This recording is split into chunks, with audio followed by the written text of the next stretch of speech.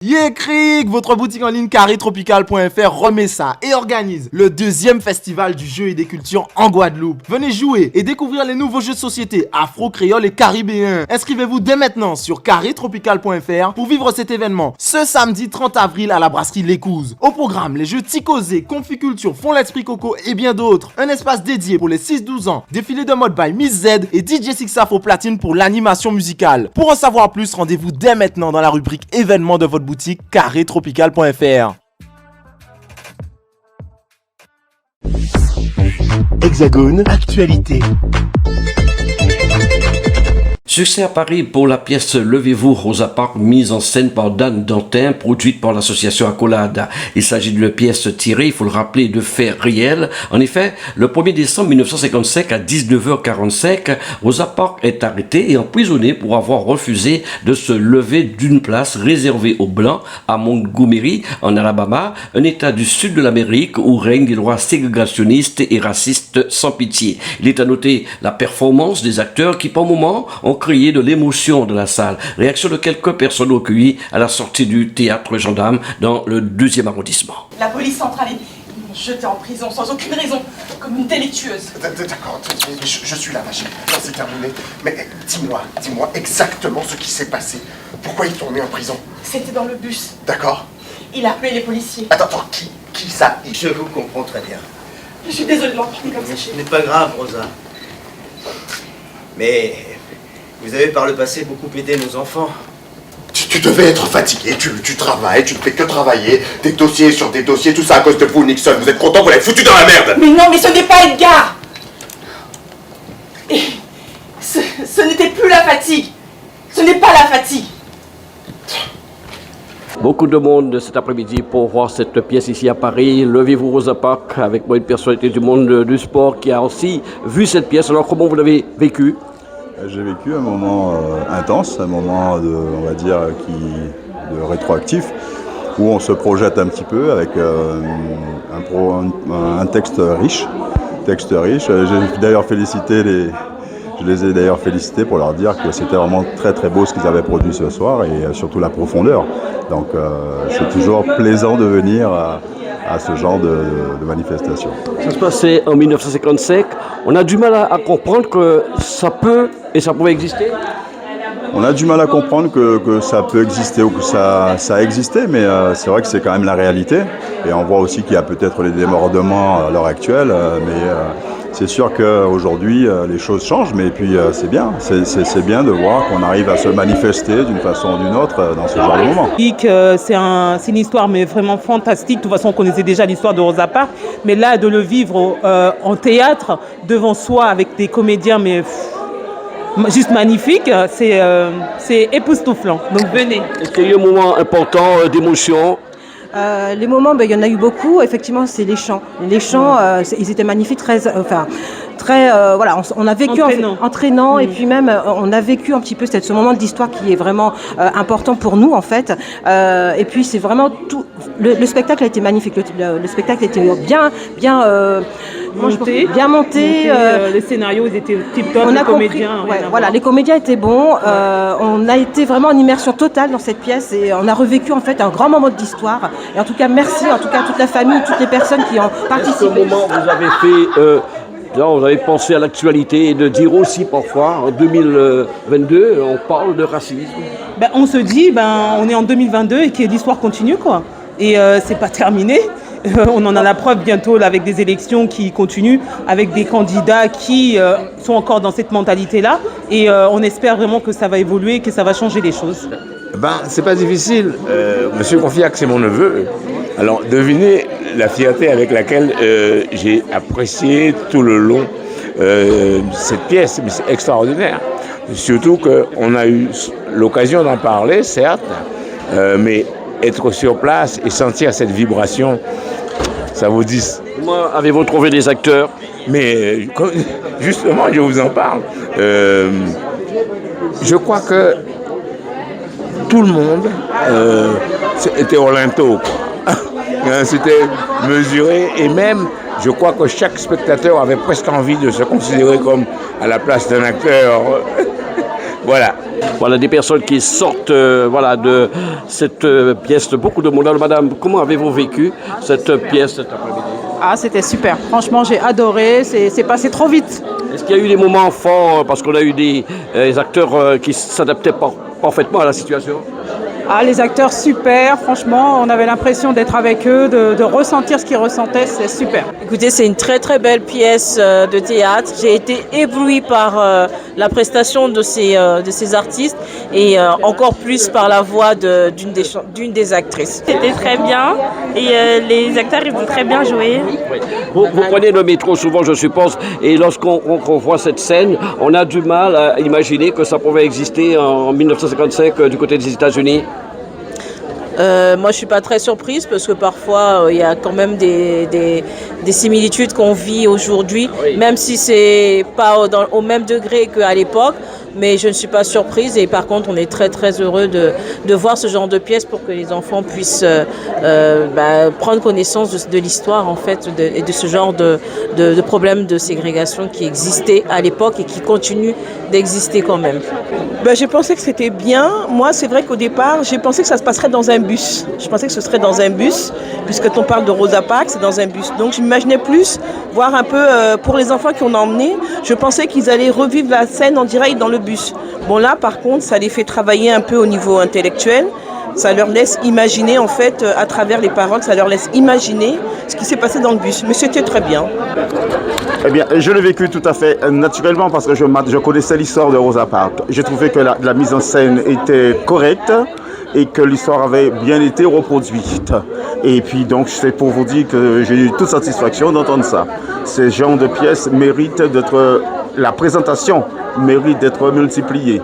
Je rentre par exemple cet après-midi du stade avec mon petit-fils.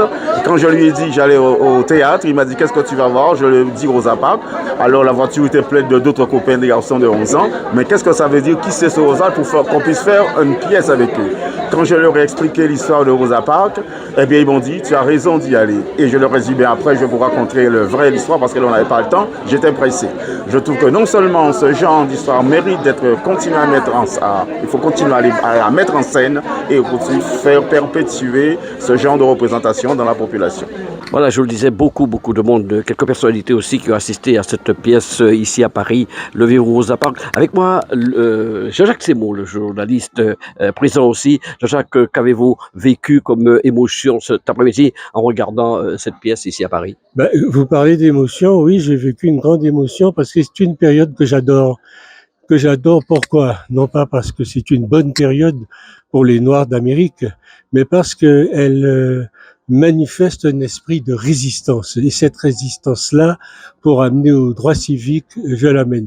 Et elle est très d'actualité, terriblement d'actualité en ces temps que nous vivons. Et c'est vrai que les réactions qu'on a enregistrées nous parlent évidemment de cette année 1955, mais nous disent aussi que finalement, on vit aussi ça aujourd'hui.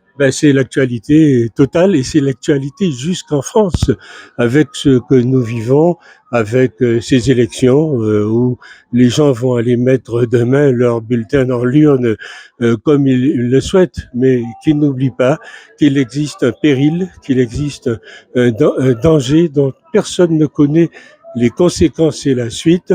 Et cette pièce qui est faite juste à ce moment précis est terriblement d'actualité puisque elle nous conduit directement là-dessus.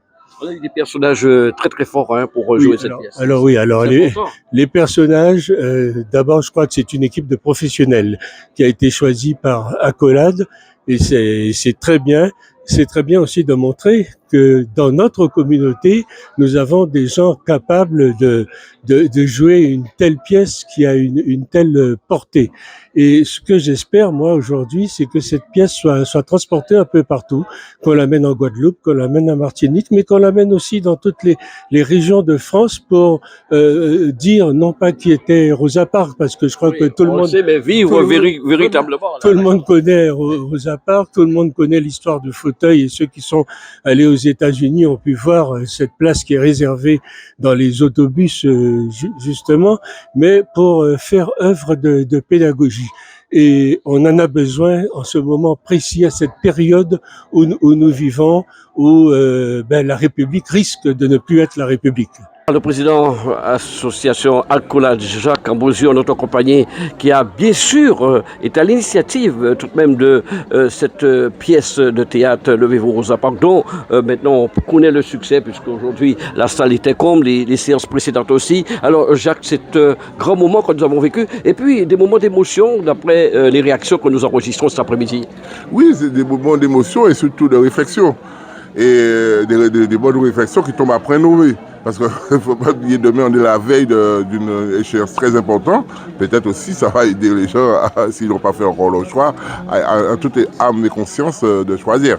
Et c'est vrai que parmi les personnes que nous avons enregistrées, souvent elles font le lien avec ce qui se passait en 1955 aux États-Unis et puis encore ce qui se passe de nos jours dans nos sociétés. Ah oui, aussi l'histoire peut nous rattraper à tout moment. Hein. On voit, regardez à la guerre à 2 heures de Paris. Donc l'histoire peut nous rattraper à tout moment. Il faut qu'on soit véatif, il faut qu'on démystifie un petit peu ce genre de comportements, ce genre d'incidents qui s'est passé de l'état jadis. Et ensuite, surtout, la liberté, c'est une belle chose. Et la liberté des Noirs, c'est encore 2 fois meilleur. Alors c'est pour ce genre de combat qu'on lutte et ensuite on est toujours dans l'émancipation de nos peuples. Hein. Quel a été l'apport de l'association Accolade pour monter cette pièce? Alors l'apport, c'est-à-dire Dan, il fait partie de l'association Accolade depuis la nuit des temps quand même, il y a un bon moment, au moins 7-8 ans qu'il fait partie de nous, parce que à travers des pièces, des petites formes de pièces de théâtre qu'on a jouées, telles que je dis Rosa Parks actuellement, mais on a joué La soupe de maman, prenons La soupe de maman, mais prenons aussi Face cachée, la violence faite aux femmes. Après, bon, il y a une des filières aussi de l'association d'organiser, de monter ces pièces de théâtre. C'est vrai que ce n'est pas la première pièce, mais c'est parce que nous sommes dans un autre type de scénario, c'est ça? Oui, c'est aussi, c'est parce que nos pièces, en quelque sorte, ça a toujours des pièces à message, des pièces qu'on veut faire. Lorsqu'on a parlé de La soupe de maman, c'était la nostalgie du pays, le retour au pays, la vie est chère, vu la conjoncture économique, on est une famille nombreuse, on ne peut pas partir aux Antilles. Bon, lorsqu'on a fait Face cachée, c'était la violence faite aux femmes. Vous savez, un très grand nombre de nos compatriotes sont victimes de la violence de nous-mêmes, envers leur conjoint. Alors, tout ça, on voulait aussi actualiser ça et de dénoncer ça, ces genres d'attitudes. Et ensuite, il y a eu, lorsqu'on a fait ballottage, c'est des élections qui mettaient les choses en cause, qui mettaient une corruption au niveau des mairies. Donc voilà, alors tout ce qu'on a essayé de toucher... Ça touche un peu à ce qu'on vit, c'est de la société, c'est de l'actualité. On parle de la société en long et en largeur, de toutes ces dimensions et de tous ces, comment dirais-je, de tous les comportements que peuvent avoir dans notre société. Alors je sais que les téléspectateurs des Antilles qui ont vu cette pièce passer à Paris doivent se demander est-ce qu'ils pourraient peut-être la voir jouer en Guadeloupe-Martinique? Oui, mais c'est prévu parce que vous savez, cette pièce-là, ça nous met du temps. Et ensuite, à cause de la pandémie, on a pris pas mal de retard. Alors, c'est notre but de voyager avec cette pièce-là. En Martinique, on avait des contacts, des beaux contacts en Martinique. On avait des contacts aussi en Guadeloupe. Et là, bon, comme la pièce, vraiment, on a vu ce que ça donne. Et ensuite... surtout le travail qu'on a pris du temps à cause de Covid, on était obligé de répéter sans avoir joué.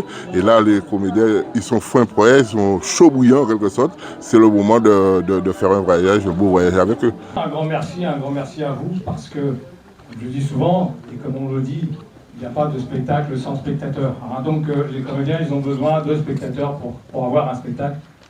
Et on vous remercie d'avoir répondu présent, parce que ce n'est pas évident aujourd'hui, après les 2 années que nous venons de passer, de monter ce genre de projet avec autant de comédiens. Donc pour ça aussi, je remercie encore une fois un homme courageux qui répond à ce genre de challenge, et M. Jacques Ambrosio. Nous aurons l'occasion surtout de reparler de lui. Voilà, il est là, Jacques.